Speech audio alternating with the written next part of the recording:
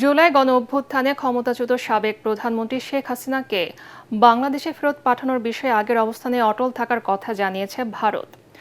মঙ্গলবার নয়াদিল্লিতে এক সংবাদ ব্রিফিংয়ে ভারতের পররাষ্ট্র মন্ত্রণালয়ের মুখপাত্র রণধীর জয়সওয়াল বলেন, শেখ হাসিনার বাংলাদেশে ফেরা বা প্রত্যর্পণ প্রশ্নে ভারতের অবস্থান আগের মতোই রয়েছে। বিষয়টি সম্পূর্ণ আইনি প্রক্রিয়া অনুসরণ করে চলবে এবং এ নিয়ে ভারতের নীতিতে কোনো পরিবর্তন আসেনি।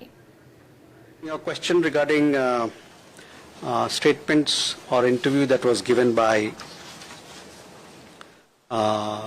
former Prime Minister. Now, on this particular issue, there is no change in our approach to the matter. Any extradition matter is a legal issue, as you very well know, and it will be dealt with accordingly.